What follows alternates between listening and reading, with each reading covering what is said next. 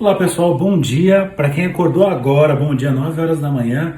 Quem já está comigo desde as 7 da manhã, já estamos aqui seguindo, tinindo, estudando e vamos seguir aqui. Bom, essa é uma série de mini aulas dessa jornada de ampliação do seu raciocínio clínico, que eu tenho certeza que uma dessas aulas vai servir para você aplicar na prática, vai dar um estalo aí para você estudar ou fazer intervenções. Então vamos lá, continuar estudando, sem perder tempo, que são mini aulas, então não posso ficar falando de muitas coisas aqui, a não ser dessas aulas. Essa terceira aula, 9 horas da manhã, falar de Freud, né? Freud é o fundamental, Freud é a base para a psicanálise e ele também é a base de várias outras abordagens que se formaram criticando a ele. Então você tem, é muito curioso que você tem abordagens tipo, não vou falar nomes aqui, mas que, inclusive páginas de internet, que o pessoal vive criticando a psicanálise, assim, é curioso que fala mal, mas vive em função de mostrar que a psicanálise está errada. Mas enfim, uma coisa importantíssima aqui, que foi constatada pelo Lacan, é que as pessoas não estudam Freud. Isso desde a época do Lacan, que diz assim, os pós-freudianos não leem Freud. Isso foi constatado por André Green, que diz assim, numa entrevista na década de 90, se não me engano, que pergunta assim, qual a grande novidade da psicanálise? Ele fala, a grande novidade é Freud, as pessoas não estudam Freud. Pude constatar isso na minha prática e eu pude constatar quando entrei no mestrado, porque eu entrei no mestrado achando que eu sabia Freud. Até descobri, quando eu precisei trabalhar o texto O Id e o Ego, o quanto é difícil Freud. Foi todo um trabalho de reestudar e até hoje estudando.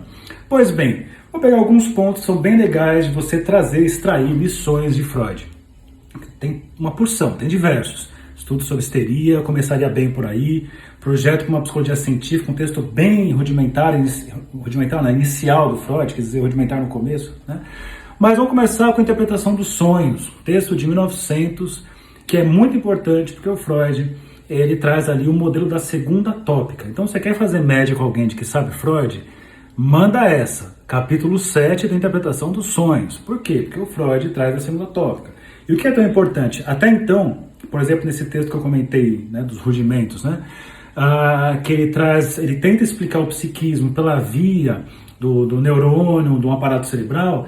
Nesse texto, Interpretação dos Sonhos, capítulo 7, ele desiste, ele monta um modelo puramente psicológico, um modelo de como ser, né, fazendo referência aí a autores filósofos como Ma e outros. Então esse como ser, ele pensa numa caixa, como se fosse uma caixa ali que vai ser atravessada por um feixe, e que isso deixa, né, vamos pensar uma caixa fechada como se fosse uma câmera fotográfica, e que eu tivesse dentro dessa câmera fotográfica placas de nitrato de prata que a luz, quando atravessa, deixa lá uma marca, deixa lá um registro.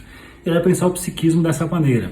Ele pega esse modelo, pega o modelo do arco reflexo, estímulo-resposta, bateu, mexeu, ele fala, mas entre esse estímulo, ele fala, o estímulo pode ser tanto externo, que seria uma coisa externa mesmo, um evento externo, quanto interno, uma pulsão. Isso deixa uma marca no psiquismo, tem uma resposta. E mesmo que eu elimine o estímulo, como eu posso fazer numa outra abordagem, eu elimino o estímulo, a resposta desaparece, mesmo que eu elimine o estímulo, a resposta continua porque ficou gravado, ficou impregnado no psiquismo. Essa é uma referência que o Freud traz nesse texto muito interessante. Então não basta você simplesmente remodelar o comportamento para ter respostas diferentes. Se trata de realmente coisas que estão impregnadas no psiquismo e que nós não conseguimos ter acesso porque isso é inconsciente. É inconsciente, tem uma tal de censura que impede que tenhamos acesso a esses conteúdos, porque eles são inconciliáveis com a nossa realidade, com a nossa moral. Porém, quando nós dormimos, a resistência baixa, esses conteúdos podem aparecer desde que estejam disfarçados. É um processo de cifragem do sono, e quando a pessoa acorda, ela não consegue se lembrar, a não ser flashes do sonho, e ela diz, então, decifrar, fazer o processo inverso. E o Freud vai mostrar que, da mesma forma que o sonho se forma, os sintomas se formam.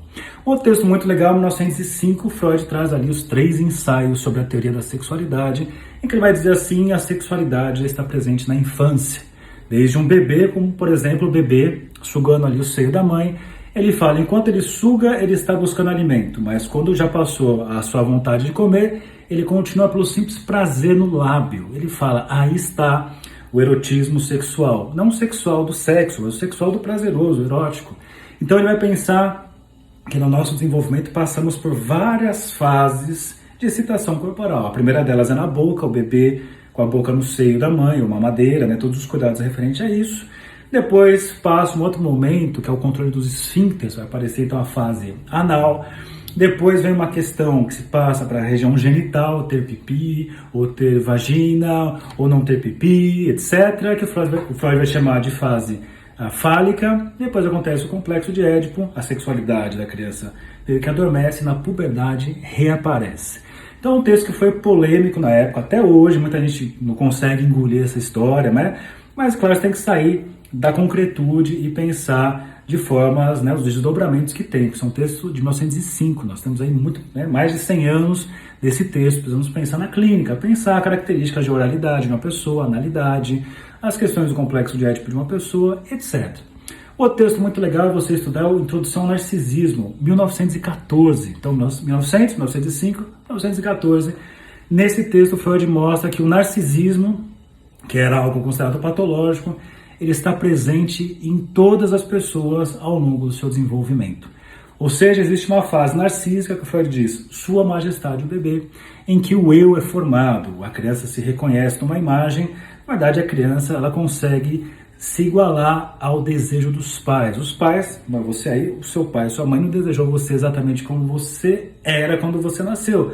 Você precisou se encaixar nos moldes para ser amado, para causar aquele brilho nos olhos.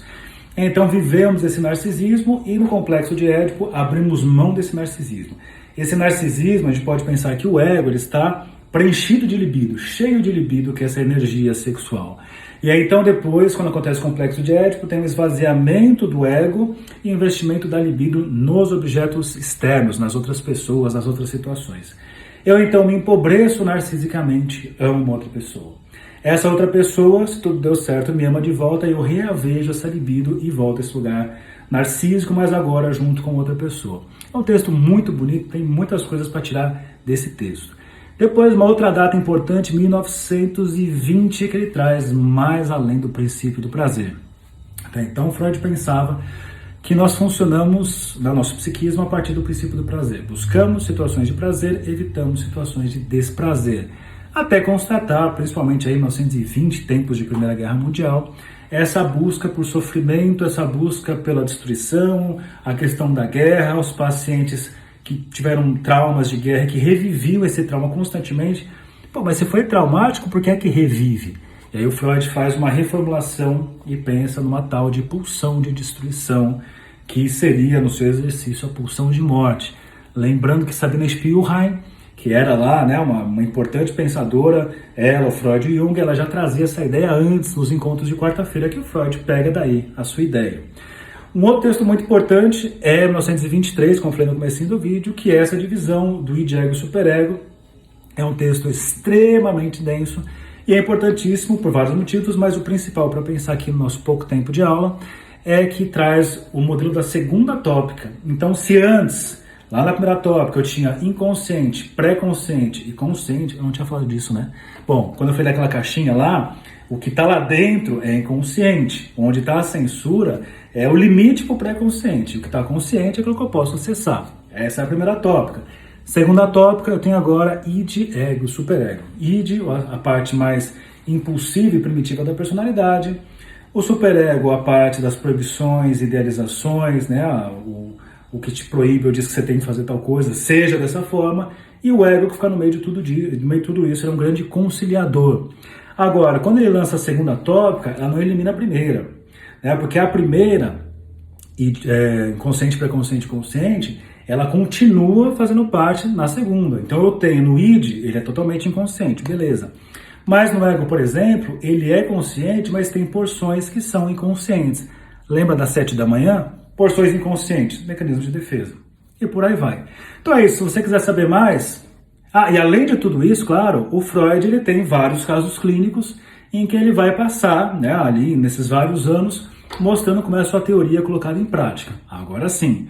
Então encerro essa nossa aula. Se você quiser saber mais, tem meu curso Freud Teoria, falando desses vários pontos e seus casos clínicos. Eu pego todos os casos clínicos, né, os famosos publicados por Freud, e eu repasso com vocês. Você pode adquirir, ou se você quiser estudar sozinho, só pegar obras completas do Freud e ralar bastante. Então até daqui a pouco em mais uma aula.